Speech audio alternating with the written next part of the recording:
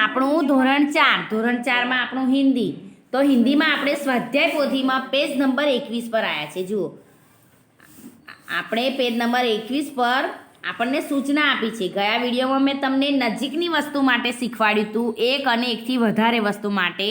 હવે દૂરની વસ્તુ માટે વાક્યોમાં કેવો પ્રયોગ થાય છે એ આજે આપણે શીખીશું. તો જો અહીંયા સૂચના આપી છે, વહ હે એટલે એક વચનમાં તે છે, વે હે એટલે બહુવચનમાં તે છે. જુઓ, એક વચન એટલે એક વસ્તુ માટે અને બહુવચન એટલે એકથી વધારે વસ્તુ માટે શું વપરાય છે વાક્યમાં તે આજે આપણે સમજીશું. તો જુઓ, અહીંયા આપ્યું છે સૂચનામાં, પઢીએ ઓર સમજીએ. અને અહીંયા કોષ્ટકમાં વાક્યની અંદર જે પદ મૂકવાનું છે એના વિશે સમજાવ્યું છે. તો અહીંયા બતાવ્યું છે कि दूर की एक वस्तु या प्राणी के लिए वह और एक से अधिक वस्तु या प्राणियों के लिए वे का प्रयोग किया जाता है. એટલે કે પશુ, પક્ષી, પ્રાણી કે કોઈ પણ વસ્તુ હોય એને દૂરથી જોવા માટે એક વસ્તુ કે એકથી વધારે વસ્તુ માટે શું વપરાય છે? તો એક વસ્તુ દૂરથી કોઈ વસ્તુ બતાવી હોય એક જ તો વહ વપરાય, અને એકથી વધારે બતાવી હોય તો વે વપરાય. તો અહીંયા આપણને ચિત્રોમાં દેખાય છે. જુઓ, ચિત્રની અંદર એક બાજુ એક ઉંદર છે, બીજી બાજુ 4 આપ્યા છે ચિત્રમાં, બરાબર? તો વહ ચૂહા હે, તો એકથી વધારે હોય તો શું વપરાય? કે વે ચૂહે હે. ફરી એની નીચે વહ તાલા હે, અને બીજી બાજુ એકથી વધારે તાળા છે તો શું વપરાશે? વે તાલે હે. ફરી જુઓ, બીજી નીચે છે વહ માલી હે, તો બીજી બાજુ 2 માળી છે તો વે માલી હે. ફરી એની નીચે વહ સૈનિક હે, અને એકથી વધારે છે તો વે સૈનિક હે. ફરી વહ બાદલ હે, વે બાદલ હે. ફરી એની નીચે છે વહ તિતલી હે, વે તિતલિયા હે. એની નીચે છે વહ કુર્સી હે. ફરી એની બાજુમાં 3 ખુરશી છે તો શું આપણે વાક્ય બનાવે? કેવી રીતે બનાવાય? કે વે કુર્સિયા હે. હવે જુઓ પેજ નંબર 22. તો પેજ નંબર 22 પર આપ્યું છે વહ બકરી હે, બીજી બાજુ એકથી વધારે છે તો વે બકરિયા હે. વહ માલા હે, વે માલાએ હે. હવે એની નીચે આપણને એનું સ્વાધ્યાય આપ્યું છે. આ જે વાક્ય જે આપણને વાક્યો ચિત્રો દ્વારા જે બતાવ્યા અને આપણે વાંચ્યા અને એની સમજૂતી લીધી, એનું સ્વાધ્યાય આપ્યું છે. સ્વાધ્યાય આપણે પૂરવાનું છે. જુઓ, તો હું તમને સમજાવું છું. નીચે લખ્યું છે સમજીએ ઓર લીખીએ. તો વહ તોતા હે, વે તોતે હે. જો એક બાજુ વાક્યો આપેલા છે એ એક વચન માટે છે, બીજી બાજુ છે બહુવચન માટે છે. જુઓ, તો ખાલી જગ્યા ઘોડા હે, તો ઘોડો એક છે, બીજી બાજુ ઘોડે. તો અહીંયા વહ લખવાનું છે. એક બાજુ પહેલા વાક્યમાં ખાલી જગ્યામાં વહ લખાશે, બીજી બાજુ વે લખાશે. ફરી કુત્તા હે, કુત્તે હે, તો વહ કુત્તા હે, વે કુત્તે હે. ખિલોના હે, ખિલોને હે, એટલે એક ખિલોનું છું એકથી વધારે તો વહ, બીજી બાજુ વે ખિલોને હે. ફરી જુઓ, બાજા હે, બાજે હે, એટલે કે વહ બાજા હે, વે બાજે હે. બછડા હે, બછડે હે, એટલે એક વચન બહુવચન તો વહ વે. એવી રીતે વાક્ય બનાવવાનું છે. ફરી નીચે છે વહ કિસાન હે, વે કિસાન હે. તો આપણે અહીંયા લખવાનું છે. એની નીચે સૂચના આપી છે. જુઓ, ખાલી જગ્યા આપી છે ફૂલ હે, ફૂલ હે, તો વહ ફૂલ હે, વે ફૂલ હે. ફરી એની નીચે છે વહ કિસાન હે, વે કિસાન હે. સોરી, વહ આમ હે, વે આમ હે. વહ સુનાર હે, વે સુનાર હે.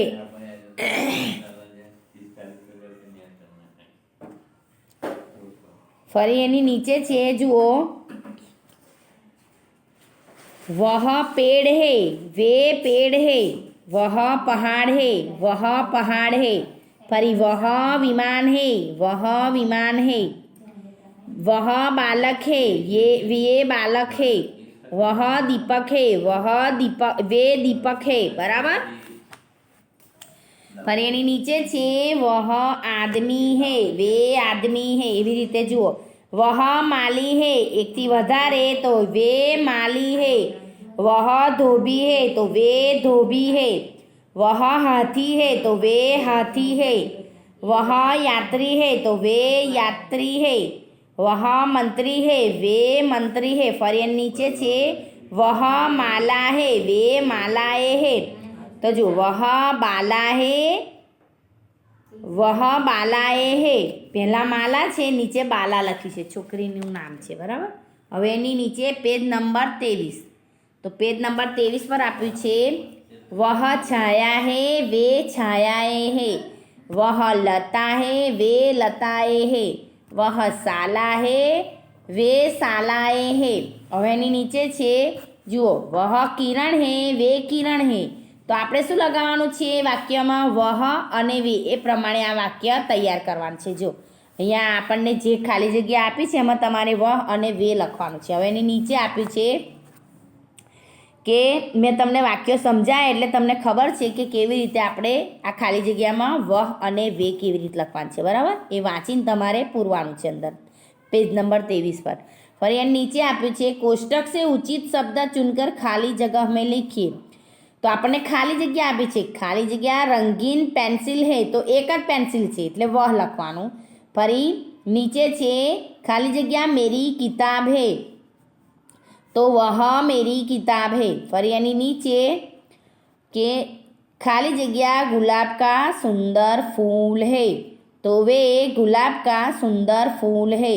लड़के कहाँ जा रहे हैं તો આપણે ખાલી જગ્યામાં શું લખાય કે વહ સોરી એકથી વધારે છે છોકરા કેટલા છે એકથી વધારે એટલે લડકે કહેવાય એટલે વે લડકે કહા જા રહે હે। ફરી એની નીચે દોનો અચ્છે ખિલાડી હે એટલે એકથી વધારે છે ખિલાડી એક વચન નહીં બહુવચન છે એટલે શું લખાય વે દોનો અચ્છે ખિલાડી હે।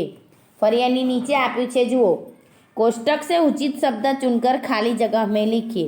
તો વહ ખાલી જગ્યા હે એકથી વધારે નથી એક માટે છે એટલે વહ પ્યાલા હે। ફરી જુઓ એકથી વધારે હોય તો આગળ વે લખેલું હોય ને એક જ વસ્તુ માટે હોય તો વહ લખેલું હોય। તો અહીંયા નીચે આપ્યું છે વે ખાલી જગ્યા સુંદર હે એટલે વે માલાએ સુંદર હે। ફરી વહ ખાલી જગ્યા છોટી હે એટલે એક જ ઇમારત એકથી વધારે હોય તો વે લખેલું હોય એવું આપણે વહ અને વેનો તફાવત યાદ રાખવાનો છે। તો અહીંયા આવશે કે વહ ઇમારત છોટી હે। ફરી એની નીચે જુઓ વે ચાર ખાલી જગ્યા હે। મેં તમને આગળ સમજાયું ને કે એક વાક્ય એક વસ્તુ માટે વહ વપરાશે અને વે એકથી વધારે વસ્તુ માટે વે વપરાશે। તો અહીંયા લખ્યું છે વે ચાર ખાલી જગ્યા હે તો વે ચાર કેલે હે એવું લખાશે બરાબર। ફરી એની નીચે છે વે ખાલી જગ્યા બંધ હે વે એટલે એકથી વધારે તો અહીંયા આપણે જવાબમાં લખવાનું છે કૌંસમાંથી જોઈને કે વે ખિડકિયા બંધ હે બરાબર। આ પ્રમાણે વે અને વહનો તફાવત આપણે સમજ્યા। હવે એની નીચે આપ્યું છે યહ ઉ ઈસ વહ ઉસ યે ઇન વે ઉન। આને કેવી રીતે વાક્યમાં આ પદને પ્રયોગ થાય છે આ શબ્દનો વાક્ય પ્રયોગ કેવી રીતે થાય અને વાક્ય કેવી રીતે બનાય ને કઈ વાક્યને કેવી રીતે સમજાય એની સમજૂતી આપણે સમજવાની છે। તો અહીંયા લખ્યું છે જુઓ પઢીએ और समझिए। ચિત્ર આપ્યું છે યહ તનિષ હે इसके पास किताब है એટલે આ તનિષ છે એની પાસે ચોપડી છે બરાબર। હવે એની નીચે પેજ નંબર 24 તો અહીંયા બતાવ્યું છે કે વે ये तितलिया है इनके पंख रंग बिरंगी है એટલે આ શું છે એકથી વધારે છે પતંગિયા તો ये લખ્યું છે જુઓ કે આ પતંગિયા છે ઇનકે એટલે એની પાંખો રંગબેરંગી છે બરાબર। હવે નીચે વહ કૌવા હે તો કાગડો કઈ છે દૂર છે દૂરથી વસ્તુ બતાવવું હોય તો શું વપરાય વહ વપરાય। હવે અહીંયા પતંગિયા ક્યાં ત્યાં નજીક હતા એટલે શું વપરાયું હતું ये વપરાયું હતું પણ એકથી વધારે છે એટલે ये એક પતંગિયું હોત તો વાક્ય કેવી રીતે લખાયું હોત કે યહ તિતલી હે એક હોત તો તિતલી લખાત પણ એકથી વધારે છે એટલે તિતલિયા લખ્યું છે। એવી રીતે અહીંયા જુઓ વહ કૌવા હે ઉસકા રંગ કાલા હે એક જો દૂરથી છે એક માટે તો વહ વપરાયો છે ને એકથી વધારે હોત તો વે કૌવે હે એવું લખેલું હોત વાક્ય, પણ આ એક વચન માટે છે, એક વસ્તુ માટે, એટલે વહ કૌવા હે ઉસકા રંગ કાલા હે, એટલે એનો રંગ કાળો છે. ફરી જો એની નીચે છે કે વે દો પેડ હે. જુઓ મેં તમને સમજાયું ને ઉપરના ચિત્રમાં કે કાગડો એક જ છે એટલે વહ વપરાયું છે. હવે અહીંયા જુઓ 2 ઝાડ છે ને ઝાડ પર 2 પંખી બેઠા છે એટલે શું લખ્યું છે? વે લખ્યું છે. જુઓ વે અને વહ, આ જે વાક્યની અંદર પદ મૂકવાના છે એની તફાવત સમજાવું છું. તો આ ચિત્રમાં બતાવ્યું છે. જુઓ વે દો પેડ હે, વે એટલે કે પેલા 2 ઝાડ છે. ઉન પર બગુલે બેઠે હે, એકથી વધારે હોય તો ઉન લખાય, એક હોય તો ઇનકે લખાય, અને એક વસ્તુ માટે બતાવવું હોય તો ઉસકા લખાય. આ રીતે વાક્યમાં વાક્ય પ્રયોગ થાય છે, એની આ સમજૂતી આપી છે આપણને. હવે એની નીચે સ્વાધ્યાય છે. જુઓ કે કોષ્ટક से उचित शब्द चुनकर खाली जगह में लिखिए. तो આપણને 4 વાક્યો આપેલા છે કે यह गाय है, ખાલી જગ્યા પૂંછ લંબી है. यह એટલે એક જ, તો શું લખાશે? इसकी पूंछ लंबी है. ફરી નીચે છે ये कुत्ते है, ખાલી જગ્યા मुंह में रोटियां है. રોટિયા એકથી વધારે છે. કુત્તે એક કૂતરો હોત તો કુત્તા લખ્યું હોત, પણ એકથી વધારે છે એટલે કુત્તે લખ્યું છે. मुंह में रोटियां, રોટિયા એટલે એક રોટલી હોત તો રોટી લખ્યું હોત, પણ રોટિયા એટલે એકથી વધારે છે એટલે રોટિયા લખ્યું છે. તો આપણે શું આવશે આમાં? ये कुत्ते है, इनके मुंह में रोटियां है. બરાબર. ફરી નીચે वह घोड़ा है, ખાલી જગ્યા રંગ સફેદ है. જો એક જ ઘોડો છે એટલે શું લખ્યું છે? वह घोड़ा है, उसका रंग सफेद है. તો શું આવશે? ખાલી જગ્યામાં उसका આવશે. ફરી એની નીચે वे फूल है, ખાલી જગ્યા રંગ સફેદ है. જો એક ફૂલ નથી, એકથી વધારે છે એટલે શું આવશે? वे फूल है, उनका रंग सुंदर है. બરાબર. હવે એની નીચે આપ્યું છે. જુઓ એની નીચે બતાવ્યું છે બીજું કે મેં એટલે હું પોતે. હિન્દીમાં આપણે મેં એટલે આપણે આપણી ઓળખ આલવી હોય તો હું, પણ હિન્દીમાં શું કહેવાય? મેં કહેવાય. પછી હમ એટલે અમે, આપણે. તુમ એટલે તમે, આપ એટલે તમે, આપ એટલે આપ. બરાબર. જે મોટા વ્યક્તિ માટે જે શબ્દ વપરાય એને આપ કહેવાય. તો અહીંયા કોષ્ટકમાં આપણને બતાવ્યું છે કે बात करने वाला एक व्यक्ति अपने नाम के बदले में शब्दों का प्रयोग करता है. એટલે વાત કરનારું જે વ્યક્તિ હોય એ પોતાના બદલે પોતાની વાત કરવા માટે કયો શબ્દ વાપરે? કે મેં. બરાબર. હવે એની નીચે આપ્યું છે કે बात करने वाले एक से अधिक व्यक्ति अपने नाम या मैं के बदले हम शब्द का प्रयोग करते हैं. જુઓ ઉપર સૂચનામાં એવું લખ્યું છે કે बात करने वाला एक व्यक्ति, એટલે એક વ્યક્તિ માટે આપણે વાત કરતું હોય કે વ્યક્તિ તો એને મેં શબ્દ વાપરવો પડે, અને એકથી વધારે હોય તો હમ શબ્દ વપરાય. એનો આ મેં અને હમનો તફાવત આપણે સમજવાનો છે. તો અહીંયા નીચે આપ્યા છે 2 ચિત્ર. જુઓ ચિત્ર દેખીએ, પઢીએ और समझिए. તો અહીં ચિત્રમાં એક બાજુ એક જ છોકરો છે, બીજી બાજુ 3 છોકરા છે. જુઓ. બરાબર. તો અહીંયા લખ્યું છે મેં લડકા હું, એટલે એક છોકરો છે એટલે મેં લખ્યું છે. ફરી એની બાજુમાં જુઓ એકથી વધારે છે એટલે લખ્યું છે હમ લડકે હે. ફરી મેં વિદ્યાર્થી હું, આ બાજુ બીજા વાક્યમાં લખ્યું છે હમ વિદ્યાર્થી હે. જો એક છોકરા માટે એવું લખ્યું છે મેં લડકા હું, મેં વિદ્યાર્થી હું, મેં સ્કૂલ જાતા હું. હવે એકથી વધારે છોકરાઓ માટે કેવું લખ્યું છે વાક્યમાં કે હમ લડકે હે, હમ વિદ્યાર્થી હે, હમ સ્કૂલ જાતે. જેવી રીતે આપણે કોઈ વ્યક્તિને કોઈ પૂછતું હોય તો આપણે કહી શકીએ છીએ, આપણને કોઈ પૂછે કે તું કોણ છે તો આપણે કહી શકીએ કે હું વિદ્યાર્થી છું અને હું શાળાએ જાઉં છું. પણ તમે એકથી વધારે છોકરા હોય તો તમે કેવો જવાબ આપો? તમે 3-4 છોકરા સાથે સ્કૂલ જઈ રહ્યા હોય તો કેવી રીતે જવાબ આપો?